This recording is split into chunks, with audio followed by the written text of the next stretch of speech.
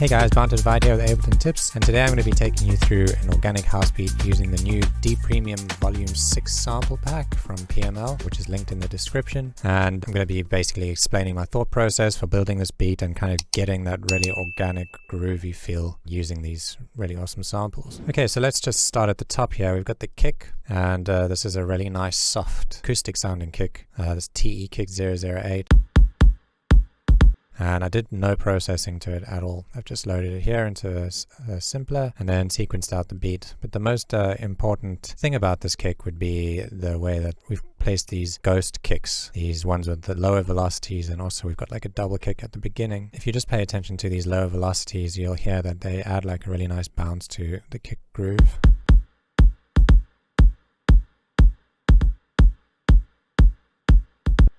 Yeah, so that's the kick. And then next up we have the clap, and so the clap again I really didn't do much processing to it. It's this SV clap 006, and without the EQ it sounds like this. But again, it was quite important to the groove of the track to add these like ghost hits with lower velocities here. So you'll see it has like this bounce when you have all the little kick ghost hits, and then you got add in these clap ones, you get like a really nice bounce in the beat.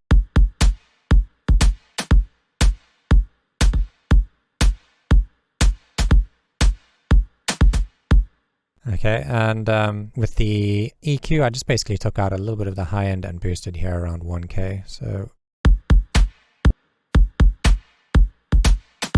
I just felt like the clap was a little bit too bright for the rest of the track. Okay, so then we get into this percussion group, and this is where I spent most of the time on this track, was just sitting there and basically trying to fill in all the little spaces that we have available to us, like on the grid, with different types of percussive sounds that are taking up different ranges in the frequencies. So like we have claves taking up the high end with our hi-hats, and we have the djembe, which is kind of lower down, lower mids. Then we have the bongo, which is like the mids, and we have some snares that are also kind of like using up a bit more of the higher mids, and altogether they take up quite a lot of space in the mix if we just listen to the percussion group on its own.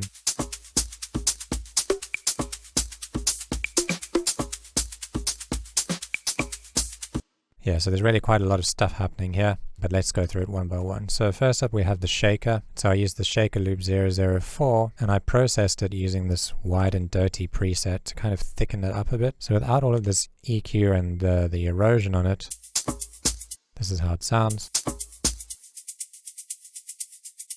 So I just took this EQ and took out a little bit of the mids from the shaker, and then added this wide and dirty preset. I think when you first load it up, it's kind of configured like this. So I just brought it more to the middle and brought down the amount. So this is just to kind of like fill out the shaker and make it feel a bit thicker, I guess. And then here we've got the EQ, and the reason for the EQ is to just take out all that rumble. And I've also taken out the very high end and boosted over here a little bit. Okay, and then the hats. So we've got two hats, and they kind of complement each other really well. So we've got this hat and this one. And this one like kind of fills in all the mids, and this one has all the high end in it. And I didn't really process them at all. The only processing I did was to this shaker over here, the shaker 004.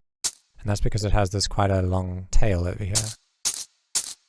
And that kind of threw the groove off a little bit, so I just used the decay and the sustain, brought the sustain down to 0 and the decay down to around 400-ish. And so together they complement each other really well. Okay, and then the last hat that I added was this one, which is like almost like white noise. And I processed this one a bit, and I'll show you exactly what I did. So if we just find that hat, which is 012, that's this one shot, and the hat, it's this one. And you can see it has quite a harsh transient on it. So if I just compare these two, you can see I faded out the transient, because it hits quite hard, and we also got transients in our other hats, so there's no real need for that harsh transient. So I just faded that out a bit, and then I also shortened it. I felt like it was just a bit too long, so I just faded it out a bit more naturally like this. And you can hear, if you just pay attention in the mix, how that kind of adds a nice kind of, like it picks the beat up before it drops it down into the next bar, I guess is the best way I could explain it. So if we just listen to all of the drums.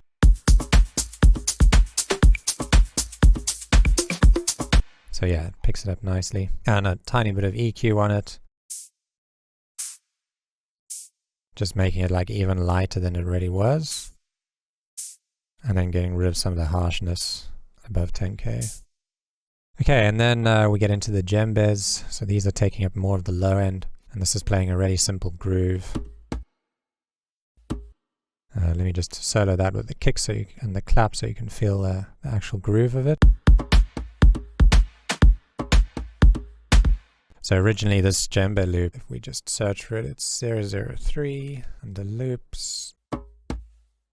Originally it was playing a bit of a different groove. So if we had to unsolo that and play it like this, it has a completely different feel to this. So I feel like this is taking up more of the 16th notes. This one was kind of just had a different feel, and I preferred how it felt like this. So I just brought this back a little bit, faded that in, and then made a cut over here and dragged it back. And that's pretty much the loop. I think it's always a good idea to take your loops and adjust them to fit the groove of your track, if they can fit it better. Sometimes they just by chance work with the track quite nicely. In this case I felt like I wanted the groove to be a little more almost like not swung, but just taking up more of the 16th notes. And then we have this bongo, which is a one shot. The cool thing about this is creates like a call and response with this djembe, because these two are pitched down. So we have like almost like an A and a B call and response thing happening.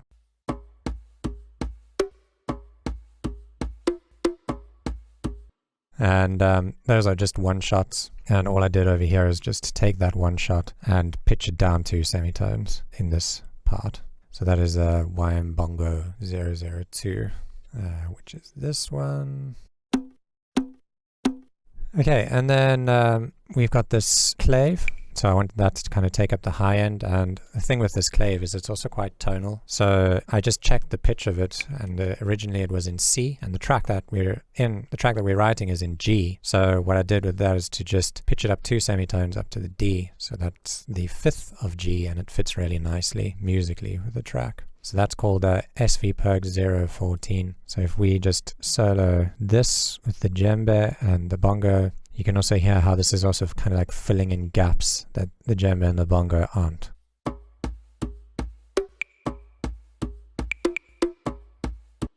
So yeah, I'm really just trying to like create almost like a melody with the drums and a nice like call and response theme. And then the last sort of one shot that I added was this snare. And the snares, I guess, just providing a little bit more groove, again landing on like 16ths. So it's like almost like a really nice swung feeling, even though everything's pretty much on the grid.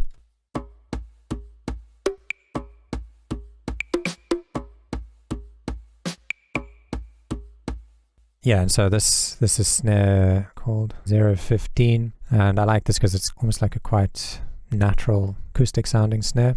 And all I did was just drag it onto the timeline here and do a little bit of a fade because it was kind of long. Just wanted to make it a bit tighter. And the pattern that I did there, again, kind of just filling in gaps. Here, this is almost like a little fill, but I guess it doesn't really make sense as a fill over there because it's not the end of an 8-bar section or whatever. But I just felt like it sounded cool over here. And you can hear it in context.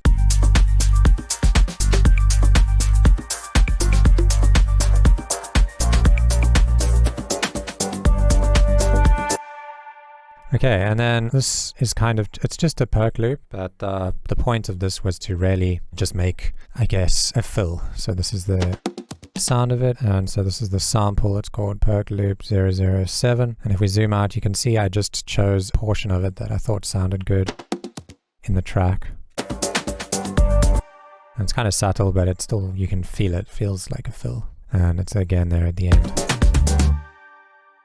And then we also have this tom. So the tom is like, it serves the purpose of just kind of completing the loop or finalizing the loop. So here we've got like this A section of the loop and this B section, and the A section doesn't have that tom fill, but the B section does. It kind of just adds some variation to the track and brings it right back around nicely. If we had to loop this, this whole section, you can feel how the fill kind of brings us back around.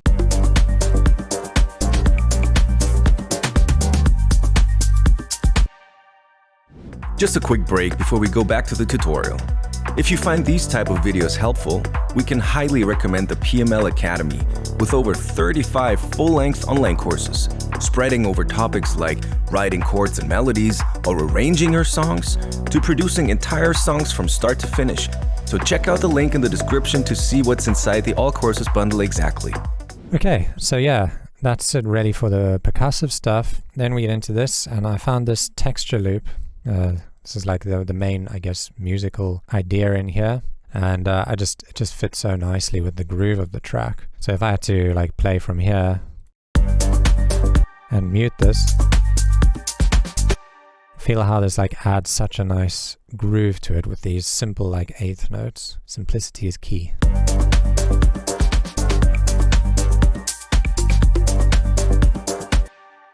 And originally this is in E minor, but we wanted to get it to G, so I pitched it up 3 semitones. And the only processing I got here is, well, the sidechain's not even on. I didn't think it really needed it. And then we've got this EQ8, but that's just really doing automation, kind of like sweeping down. So in the beginning it's barely noticeable, and then it fades in, and then we get here, and it's in full swing. Okay, then we got this melody, and this kind of is quite a defining characteristic of a lot of the organic house that you hear. And the reason for that is that it's written in Phrygian dominant. So here you can see I've got the scale mode enabled, and we are on G minor, and there's a note that's not in G minor, this B note.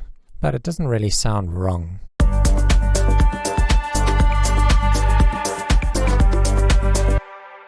Just has like almost like an Arabic kind of feeling to it. And so if you want to use this scale, you can just go to G and then choose Phrygian dominant. And then you'll see these are the notes you have available. So there's a lot of like semitone relationships over here, half step relationships. Sound very All Day I Dream kind of vibes. And then the synth is wavetable. And let me just turn off all the processing. So the first oscillator is the sync digital waveform, and we're kind of sweeping through it using this envelope 2. So here you can see in the matrix it's mapped envelope 2 to the frequency. So as I play it, you can see that moves up. If I just disable it, it sounds pretty horrible like that, but we take care of that with a filter. So the filter is also mapped to envelope 2, and as this note gets played, envelope takes about, I think it's a 2-second envelope, so the attack's at 2 seconds and decays at 600. So it sweeps up nicely and then drops back down again, and you get this effect.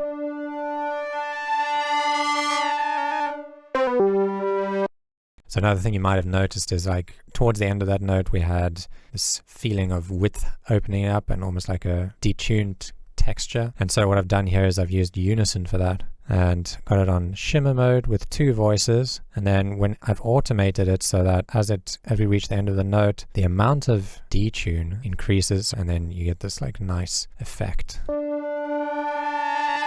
And I've done it at the end of the phrase too. Right, so then there's a second oscillator, which is just a saw wave, and that's pitched up 12 semitones, and it's not very loud, minus 12 dB. You can hear it slightly, but it's not really doing much. So yeah, pretty simple patch, but it just sounded good to me. And then I've got pedal, which is adding some nice distortion. It's on fuzz, which is usually really strong distortion, but it didn't actually sound that strong on this. I thought it just sounded nice. Then I'm sidechaining it very lightly. Probably don't even really need that sidechain. And then EQing it a bit. Taking out the harsh high end and some of these mids. And then we've got a reverb on there, and the reverb's being automated so that the mix amount gets more towards the end of the note. And so we've got a 8-second decay, and then I turned on this low diffusion network filter so that there's not a lot of low end in the tail of the reverb, and also moved up the filter here to kind of filter out the input signal a bit. through the reverb. Didn't touch the size or any other dials. So yeah, that's how this sounds.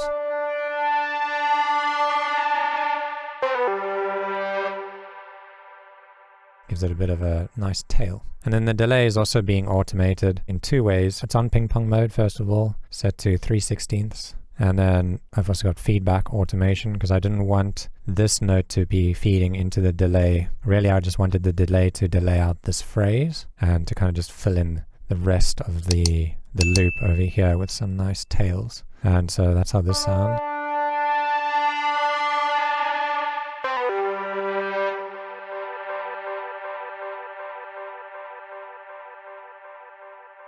So yeah, that fills it in nicely. And then I've got this like background ARP. And this really just serves the purpose of taking up a bit of high end in the track. And it's a preset in Ableton called Basic Harp ARP. You can search for it, this one. And you can hear it actually sounds quite different to what it sounds over here. Like over here it sounds quite happy and major. What I did was just go into the settings on it. Originally when you open this up it'll look like this. But if you click these two buttons, you'll be able to see all of the effects and stuff, and you can tweak them. So what I tweaked was the chord here. I think originally it was playing a lot of thirds and fourths. All I did was shift this first one down to -5s, which is a fifth away from our note, whatever note we're playing here. I'm playing a G. And then we're also playing a fifth above, so sorry, an octave above that fifth. So again, it's just 2/5 an octave apart, and an octave up over here, and then we've got a minor third. That's again 1 octave and a third above our root note. So really what we're playing is like a big minor chord. And then on this arpeggiator, it was originally set to 16ths, but you can go in here and adjust the ARP rate. Sorry, it was originally set to 32, 1/32, which was too fast. This felt just a bit more groovy. And then I'm automating the release on the ARP. So in the beginning it's quite tight. And over here it opens up a lot more. And then I didn't do any processing. This is all just the way it comes. I didn't touch anything else. The only other thing was I took out pretty much all of the fundamental from the ARP.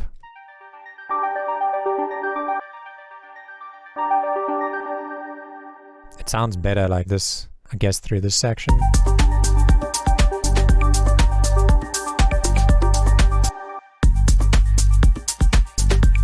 But when this loop comes in, it's too busy, especially with the melody. So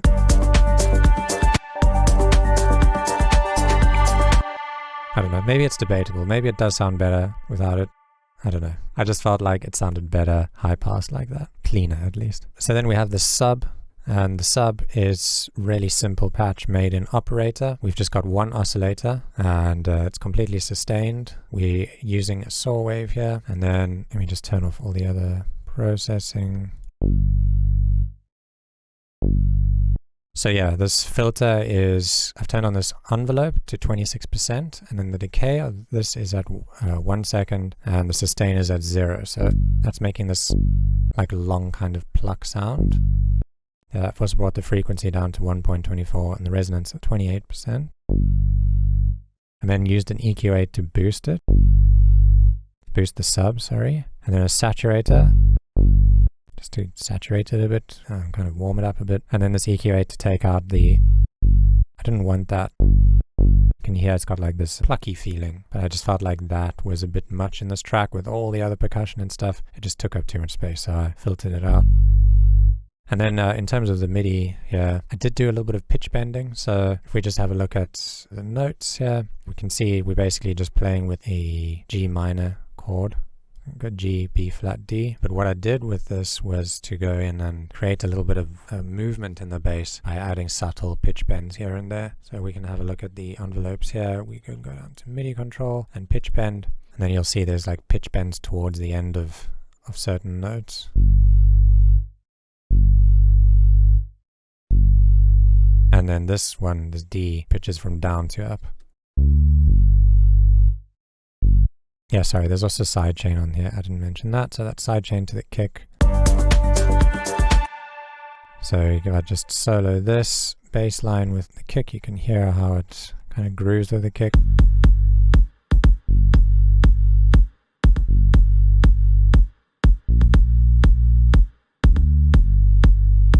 And yeah, that's pretty much it for this loop. I'll play it again one more time.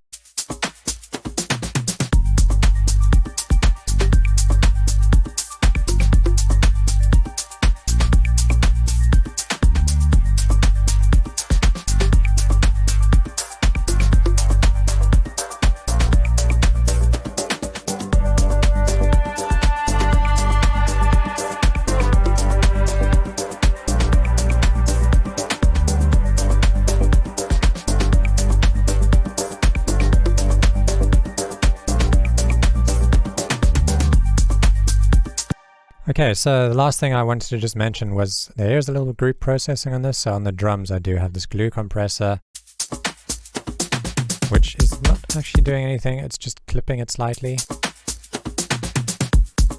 It moves the needle ever so slightly, so I guess it's not doing too much, just really catching peaks, and the saturator is pretty much doing the same thing.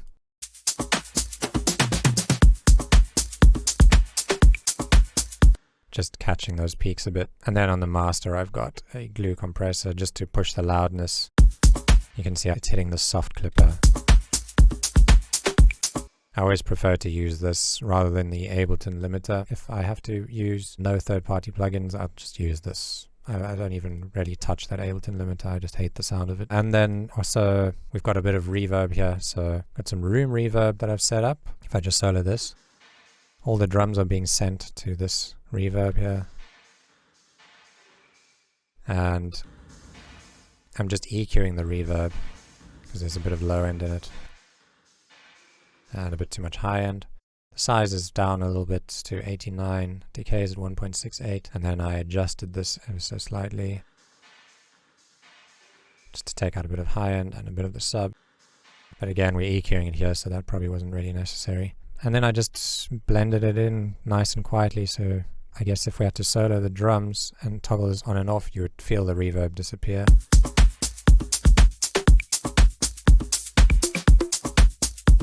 It just feels a bit dry without that room reverb on the drums. Okay, so that's it for this tutorial. I hope you enjoyed it, and if you enjoyed all the sounds that were used in it, it's in D Premium Volume 6. You can buy it and download it now.